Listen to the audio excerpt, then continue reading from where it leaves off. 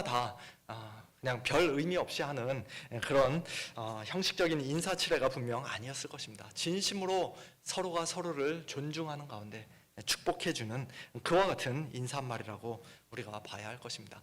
하나님을 믿는 보아스 사장님의 탁월한 신앙은 오늘날로 치면 그저 주일 하루만 교회 안에서만 빛을 발했던 것이 아니라 평일에도 그의 직장에서도 직원들을 대하는 그의 경건한 말과 자세를 통해 아름답게 빛났던 것입니다. 우리 성도님들 중에도 혹시 회사나 가게에서 사장님으로 일하시는 분들 계시다면 꼭 사장님 아니더라도 상사의 위치로서 직원들을 두고 일하시는 분 계시다면 보아스의 이러한 모습을 꼭 본받으시기를 바랍니다. 아무리 회사에서 매일 아침 직원들을 불러 모아놓고 경건회를 한다 해도, 입만 열면 하나님, 예수님 이야기를 꺼낸다 해도 그 사장님이나 상사의 평소 신앙 인격이 고상하지 못하고 성숙하지 못하면, 직원들을 정말로 진심으로 아끼며 사랑하지 않으면 대부분의 직원들은 기독교에 대해 더 큰 반감을 가지게 될 것입니다. 먹고 살아야 하니까 몸은 어쩔 수 없이 그 경건의 자리에 나와 앉아 있어도, 기도 시간에 눈은 감고 있어도 그들의 마음은 사장님을 통해 비춰지는 하나님을 점점 더 멀리하고 미워하게 될 것입니다. 사장님 같은 사람이 믿는 하나님이라면 나는 차라리 믿지 않겠습니다. 직원들이 속으로 그런 생각을 하며 회사 경건에 나와서 앉아 있는다면 그 얼마나 안타깝고 불행한 일이 되겠습니까? 우리 성도님들의 일터가 사장님과 직원들이 서로 진심으로 존중하고 축복하는 가운데 하나님께서 늘 함께 하시는 일터, 복되고 거룩한 일터가 되기를 예수님의 이름으로 축원합니다. 자기의 일꾼들을 향한 보아스의 이처럼 탁월한 신앙 인격과 성품은 오늘 본문에서 특별히 룻 한 사람에게로 집중되고 있는 것을 우리가 보게 됩니다. 8절과 9절에서 보아스는 룻에게 여러 가지 친절을 베푸는데요, 오늘 설교 제목대로 한다면 선대를, 헤세드를 베풀고 있는 것입니다. 어떤 종류의 선대를 베풀었는지 자세히 살펴보기 전에 보아스가 먼저 룻을 내 딸아 라는 애정어린 호칭으로 부른 것을 우리가 잠시 주목할 필요가 있습니다. 나중에 룻기 3장에서도 우리가 확인할 수 있듯이 보아스가 룻보다 훨씬 더 나이가 많은 것은 사실이었습니다만, 그렇다고 해서 아버지 뻘만큼이나 나이 차이가 많이 났다고 우리가 꼭 생각할 필요는 없습니다. 예수님도 혈루병으로 12년 고생하다가 예수님의 옷자락을 뒤에서 몰래 만졌던 여인을 향해 딸아 안심하라, 내 믿음이 너를 구원하였다, 그런 식으로 딸이라고 말씀하신 적이 있었죠. 나이 차이가 아버지 뻘이라서 딸이라고 하신 것이 아니라 사랑과 애정이 담긴 말. 특별히 보아스는 지금 룻이 이미 하나님 안에서 한 가족이라는 것을 인정하며 내 딸아라고 친근하게 불러주고 있는 것입니다. 룻이 아주 어린 소녀도 아니고 이미 한번 결혼했다가 사별한 여인인데, 더군다나 모압 여인이었는데 아줌마 또는 모압댁이라고 부르지 않고 내 딸아라고 불렀다는 것은 보아스가 그만큼 룻을 존중했다는 것이에요. 방금 말씀드린 것처럼 하나님 안에서 이미 한 가족으로 인정했다는 것입니다. 이처럼 룻을 내 딸아라고 친절하게 부른 보아스는 룻에게 몇 가지 실제적이고 구체적인 선대를 베풉니다. 8절부터 보시면 먼저 그는 룻의 일자리를 확보해 줍니다. 이삭을 주우러 다른 밭으로 가지 말며 여기서 떠나지 말고 나의 소녀들과 함께 있으라. 오늘은 이 밭, 내일은 저 밭, 정처 없이 떠돌아다니지 않아도 되도록 룻을 안정적인 정규 직원으로 그 자리에서 채용해 준 것입니다. 보아스는 또한 룻의 안전을 책임져 줍니다. 9절, 그들이 베는 밭을 보고 그들을 따르라. 내가 그 소년들에게 명령하여 너를 건드리지 말라 했느니라. 건드리지 말라. 남녀가 같이 일하는 가운데 혹시라도 발생할 수 있는 불미스러운 사건들, 예를 들면 성추행이라든지 폭언이나 폭행, 구타, 그와 같은 사건들을 미연에 방지할 수 있도록 직장 내 안전 보장을 해준 것입니다. 오늘날에도 꼭 필요한 제도죠. 보아스는 또한 룻의 기본적인 근무 환경도 개선해 주었습니다. 목이 마르거든 그릇에 가서 소년들이 길어온 것을 마실지니라. 그 당시에는 이방인들이 이스라엘 사람들을 위해, 또 여자가 남자를 위해 물을 길어오는 것이 일반적인 관례였다고 하는데요. 지금 보아스는 그 관례를 완전히 뒤집어서 그 관례를 깨뜨리면서까지 지금 룻을 도와주고 있습니다. 이방 여인인 룻이 이스라엘 남자들이 길어온 물을 마실 수 있도록 배려해 준 것입니다. 이 모든 것이 당시로서는 파격적이고 엄청난 특혜가 아닐 수가 없습니다. 지금 이 날이 베들레헴에서의 첫 출근 날인데, 그것도 정식으로 채용된 것이 아니라 자기 발로 시험 삼아 한번 찾아가 본 임시 직장에 불과한 것인데, 보아스와 같은 사장님을 우연히 만나 이런 엄청난 특혜를 받게 된 룻은 지금 이게 꿈인지 생시인지 구분하기가 아마도 쉽지 않았을 것입니다.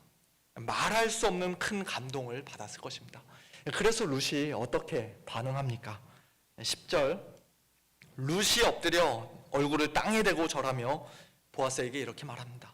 나는 이방 여인이거늘 당신이 어찌하여 내게 은혜를 베푸시며 나를 돌보시나이까. 이방 여인에 불과한 나에게 당신 왜 이렇게까지 큰 은혜를 베풀고 친절을 베풀고 선대하는 것입니까? 당신 혹시 나에게 무슨 딴 마음이 있는 거 아닙니까? 새로 들어온 여직원들마다 다 이런 식으로 당신 작업하는 거 아닙니까? 오늘날 같으면 충분히 그런 오해를 받을 수도 있었을 정도로 보아스는 룻에게 아주 특별한 은혜를 베풀었던 것입니다. 하지만 보아스는 룻에게 무슨 흑심이 있어서 그랬던 것이 결코 아니죠. 11절에서 보아스는 룻에게 특별히 잘해주는 이유를 크게 두 가지 이야기하는데요. 먼저 첫 번째는 내 남편이 죽은 후로 네가 시어머니에게 행한 모든 것 때문이고, 두 번째는 네가 내 부모와 고국을 떠나 전에 알지 못하던 백성에게로 온 일 때문이라고 이야기합니다.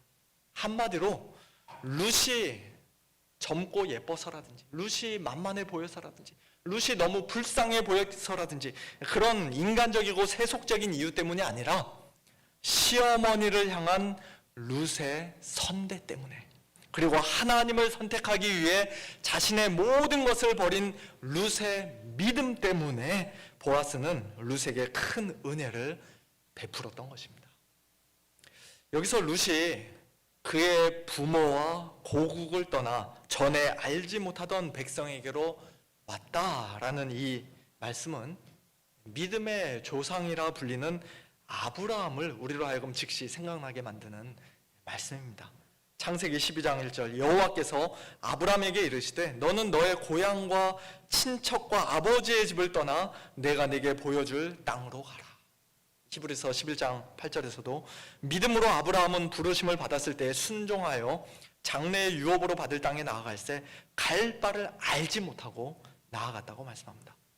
룻은 비록 아브라함처럼 하나님의 음성을 직접 듣거나 하나님의 계시를 받는 그런 초자연적인 일은 경험하지 못했지만 아브라함과 동일한 믿음으로 자기 부모와 고국을 떠나 전에 알지 못하던 백성에게로, 하나님의 백성에게로 왔던 것입니다. 그리고 보아스는 룻의 그런 믿음을 귀하게 보고 룻에게 큰 친절을 베풀었던 것이에요. 룻을 향한 보아스의 선대는 12절에서도 계속됩니다. 이번에는 룻을 축복하는 말을 보아스가 하는데요. 여호와께서 내가 행한 일에 보답하시기를 원하며 이스라엘의 하나님 여호와께서 그의 날개 아래 보호를 받으러 온 내게 온전한 상 주시기를 원하노라 하고 축복합니다.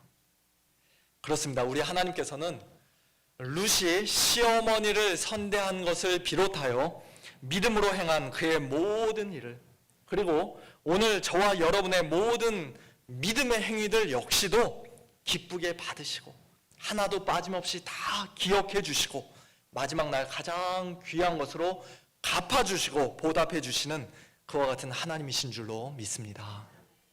특별히 룻이 그의 부모와 고국을 떠나 전에 알지 못하던 백성에게로 온 것을 가리켜 보아스는 룻이 이스라엘의 하나님 여호와의 날개 아래 보호를 받으러 왔다라고 이야기합니다. 여호와의 날개라는 이 표현은 하나님께서 날개를 가지고 계시다, 진짜로 날개를 가지고 계시다는 그런 뜻이 아니라 독수리와 같은 큰 새가 또는 어미 암탉이 자기 새끼들을 안전하게 품어주고 보호하는 그와 같은 모습을 하나님의 보호하심에 비유해서 표현한 말씀입니다. 관련된 성경 구절이 많이 있는데요. 구약과 신약에서 한 구절씩만 우리가 찾아보면, 먼저 시편 61편, 주는 나의 피난처시요 원수를 피하는 견고한 망대이심이니이다. 내가 영원히 주의 장막에 머물며 내가 주의 날개 아래로 피하리이다.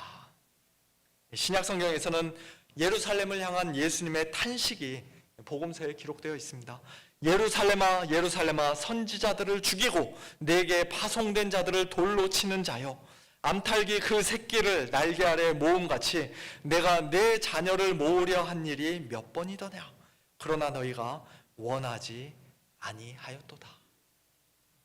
피난처와 견고한 망대 같은 하나님의 날개 아래로, 새끼를 모으는 암탉 같은 예수님의 날개 아래로 피하는 자들만이 살 수 있는데, 룻이 바로 그렇게 자기 부모와 고국을 버리고 그 가장 날개 아래로 보호를 받으러 왔다는 것입니다. 그런 자들을 하나님께서는 두 팔 벌려 맞아주시고 안전하게 보호해 주실 뿐만 아니라 온전한 상도 주시는 분이라고 보아스는 말합니다. 히브리서 11장 6절에서도 하나님은 믿음으로 하나님께 나아가는 자들을 기뻐하시는 분이며 하나님을 찾는 자들에게 반드시 상 주시는 분이라고 말씀합니다. 보아스는 룻이 지금 그와 같은 믿음의 사람이라고 인정해주고 있는 것이에요. 남들은 룻의 초라한 겉모습만 보고 속으로 혹 우습게 생각했을는지 몰라도, 룻의 처량한 신세만 보고 그저 불쌍하게 여겼을는지 몰라도, 보아스는 룻의 현숙함과 진정한 믿음을 알아볼 수 있는 눈을 가지고 있었던 참으로 탁월한 사람이었던 것입니다. 이처럼 자기를 무시하지 않고 알아봐준 보아스에게, 자기를 인정해주고 축복해준 보아스에게 룻은 다시 한번 감사를 표현하며 13절에서 이렇게 말합니다. 내 주여, 내가 당신께 은혜 입기를 원하나이다. 나는 당신의 하녀 중에 하나와도 같지 못하오나 당신이 이 하녀를 위로하시고 마음을 기쁘게 하는 말씀을 하셨나이다. 룻은 자기가 보아스에게 이런 특별 대우를 받을 만한 어떤 자격이나 공로가 있다고 조금도 생각하지 않았습니다. 나는 아무 자격이 없지만, 나는 그 당시 사회에서 가장 비천한 여자라고 할 수 있는 하녀보다 더 못한 가장 낮고 비천한 자이지만, 그런 나에게 당신이 은혜를 베풀어 주시고 이와 같은 따뜻한 말, 위로의 말을 해주셔서 제 마음이 정말로 기쁩니다. 그런 식으로 이야기를 합니다. 중국의 고전인 사마천의 사기라는 책을 보면, 선비는 자신을 알아주는 사람을 위해 목숨을 버리고 여자는 자신을 기쁘게 해주는 남자를 위해 화장을 한다라는 말이 있다고 합니다. 선비는 자신을 알아주는 사람을 위해 목숨을 버리고 여자는 자신을 기쁘게 해주는 남자를 위해 화장을 한다. 보아스와 룻이 비록 아직 결혼한 사이는 아니지만, 또 룻이 보아스의 말에 너무 기뻐서 그를 위해 화장을 한 것도 아니지만, 어쨌든 보아스는 룻의 마음을 정말로 기쁘게 해주었습니다. 지금까지 했던 많은 일들, 일자리를 제공해주고 안전을 보장해주고 마실 물을 공급해준 것보다 어쩌면 방금 전 그 따뜻한 말 한마디가, 인정의 말, 위로의 말, 축복의 말 한마디가 룻의 마음을 훨씬 더 기쁘게 해줬는지도 모르겠습니다. 오늘 이 자리에 계신 우리 남편 성도분들, 성도님들, 아내분의 생일이나 결혼 기념일에 예쁜 꽃 한 송이, 정성 어린 선물, 맛있는 식사 한 끼 다 좋습니다만, 그러나 무엇보다도 아내를 이처럼 인정해주고 위로해주고 축복해주는 말을 평소에 많이 하시기를 바랍니다. 예, 아멘이죠. 예, 아내의 마음을 기쁘게 하는 그런 말들 많이 하시길 바랍니다. 이것은 사실 꼭 부부 사이에만 해당되는 말씀이 아니죠. 우리 교회 안에서도 같은 성도들끼리 서로 깎아내리고 무시하는 말, 뒤에서 수근수근거리는 비방의 말, 가시돋친 뾰족한 말, 성도답지 못한 더러운 말이 아니라 오직 덕을 세우는 선한 말, 듣는 자들에게 은혜를 끼치는 말, 서로 돌아보아 사랑과 선행을 격려하는 말, 심지어는 나에게 악을 행하고 나를 욕하는 자에게까지라도 복을 빌어주는 축복의 말을 함으로써 서로가 서로의 마음을 따뜻하게 위로해주고 주 안에서 참된 기쁨을 주는 그런 건강하고 성숙한 우리 서문 장로교회가 될 수 있기를 예수님의 이름으로 축원합니다. 룻을 향한 보아스의 선대는 아직 끝나지 않았습니다. 오늘 본문 14절부터 16절에 이르기까지 보아스는 룻에게 계속해서 끊임없이 한결같이 넘치는 은혜를 베푸는 것을 우리가 보게 됩니다. 점심 식사하는 자리에 룻을 초대해서 한 상에 앉아 먹게 했는데 떡을 초에다가 소스에다가 찍어 먹으라고 친절하게 배려도 해주고 룻이 배불리 먹고 남을 정도로 많은 음식을 주기도 했습니다. 룻이 점심을 다 먹고 일어나 다시 이삭을 주우러 나갈 때에는 일하는 소년들에게 룻을 위한 명령을 따로 내리기도 했습니다. 그에게 곡식단 사이에서 줍게 하고 책망하지 말라. 또 그를 위하여 곡식다발에서 조금씩 뽑아버려서 그에게 줍게 하고 꾸짖지 말라. 원래는 곡식단 사이에서 줍게 하면 안 되는데 추수를 다 끝낸 다음에 남은 것을 주워가게 해야 되는데 막 추수하는 과정 가운데 주워가라고 지금 허락해주고 있는 것이에요. 또 곡식다발에서 조금씩 뽑아버릴 필요도 없는데 룻에게 조금이라도 더 많은 이삭을 주기 위해 일부러 신경 쓰고 배려하라고 명령을 내린 것입니다. 보아스는 말로만이 아니라 행동으로도 룻 면전에서뿐만 아니라 룻이 없는 자리에서도 한결같은 선대를 베풀었습니다. 가난한 자들을 위해 율법이 최소한으로 정해놓은 겨우 그 정도만 의무적으로 도와준 것이 아니라 자발적으로 그 율법의 기준을 훨씬 뛰어넘어 초월하여 풍성하게 룻을 도왔습니다. 조금 도와주고 괜히 생색만 내는 그런 무례한 도움을 준 것이 아니라 도움받는 룻의 자존심이 상처받지 않도록 수치심과 굴욕감을 느끼지 않도록 세심하게 배려해주는 사려 깊은 도움을 주었습니다. 오늘 우리 역시도 우리 주위에 있는 어느 누군가에게 보아스가 되어 혹 도움을 줄 때에는 이러한 원리들을 반드시 기억해야 할 것입니다. 그저 나 자신의 만족과 기쁨과 뿌듯함을 위한 이기적인 도움이 아니라 상대방의 진정한 유익을 위한 이타적인 도움을 주어야 합니다. 겉으로 요란하기만 할 뿐 또는 일회성의 이벤트에 그칠 뿐 실제로는 아무 효과가 없는 그런 형식적인 도움이 아니라 상대방의 마음에 깊은 위로와 감동과 기쁨을 주는 진짜 도움을 주어야 합니다. 다른 사람들 앞에서 보여주기식의 생색내는 도움이 아니라 그래서 받는 사람으로 하여금 부끄러움과 수치심을 느끼게 하는 불편한 도움이 아니라 오른손이 하는 일을 왼손이 알지 못할 정도로 은밀한 도움을 주어야 합니다. 내가 아무개를 이만큼 도왔다고 자랑하며 평생을 울거먹는 그런 자기의로 꽉 찬 도움이 아니라 마태복음 25장에서 자기들이 예수님에게 즉 성도들 중 지극히 작은 자 하나에게 베풀었던 예전에 그 도움과 선대를 하나도 기억하지 못하고 있던 그 의인들과 같이 자기의 선행을 조금도 공로로 여기지 않고 전혀 자랑으로 삼지 않는 그런 겸손한 도움을 주어야 합니다. 보아스가 바로 그와 같은 도움과 선대를 룻에게 베풀었던 것이에요.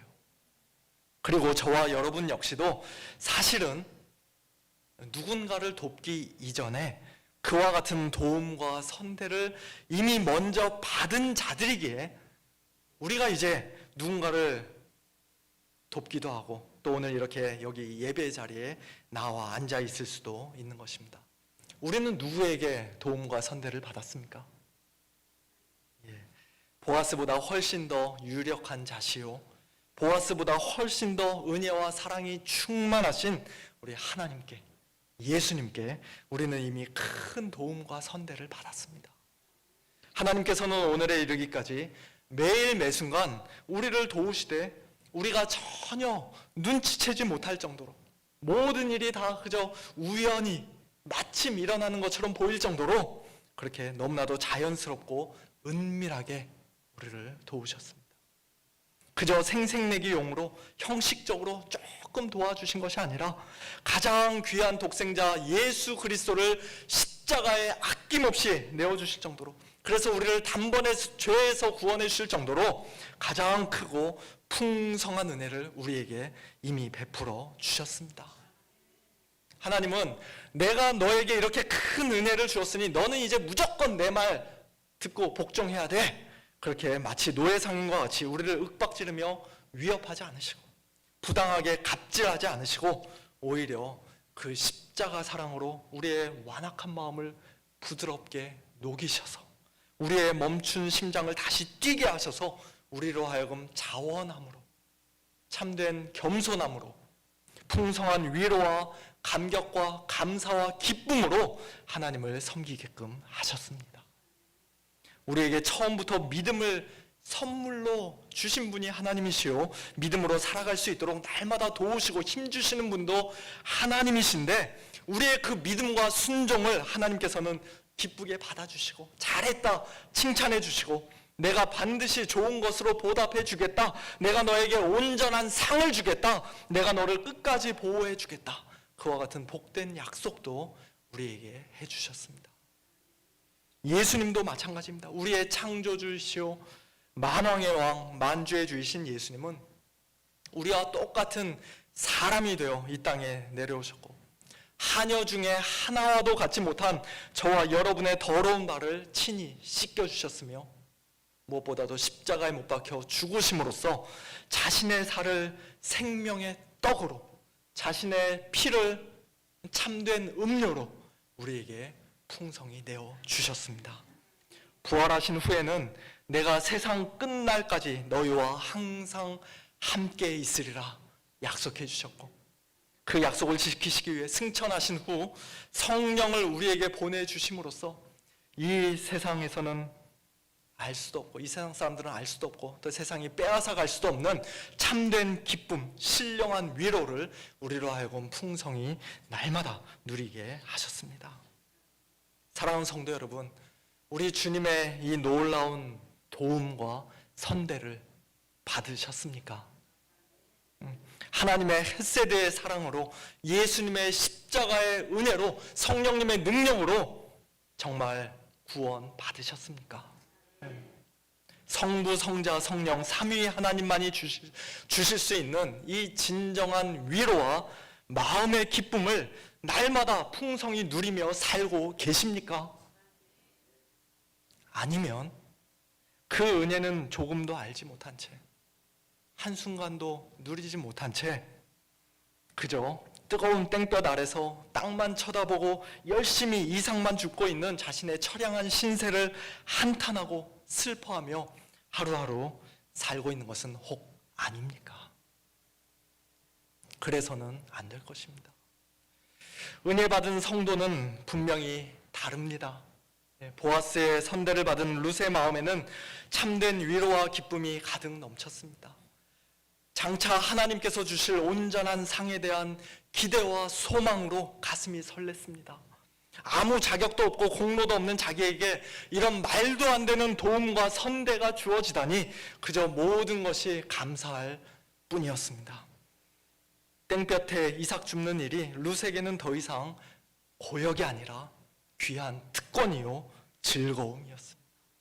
그리고 그것이 바로 오늘 저와 여러분의 모습이 되어야 할 줄로 믿습니다. 하나님께서 저와 여러분 모두에게 이와 같은 은혜를 풍성히 끊임없이 베풀어 주시기를 간절히 소원합니다. 함께 기도하겠습니다. 하나님 아버지 감사합니다. 저희들 아무 자격 없고 공로 없지만 보아스의 선대보다 훨씬 더 뛰어나고 놀라우신 하나님의 선대로 말미암아, 예수님의 선대로 말미암아 저희들이 구원을 받고 오늘 이 복된 자리에 있는 줄로 믿습니다. 그 사랑과 선대를 이미 받은 자들로서, 또한 매일 매 순간 계속해서 풍성하게 받고 있는 자들로서 저희들의 마음이 참된 기쁨과 감사와 감격과 위로로 늘 충만하게 하시고, 또 이제는 주위를 돌아보아 우리의 도움과 선대가 필요한 자들에게 작은 보아스가 되어주는, 우리 주님의 그 사랑과 선대를 신실하게 풍성하게 또 겸손하게 전달해주는 그와 같은 축복의 통로들이 다 될 수 있도록 은혜를 베풀어 주시옵소서. 감사드리며 예수님의 이름으로 기도하옵나이다. 아멘.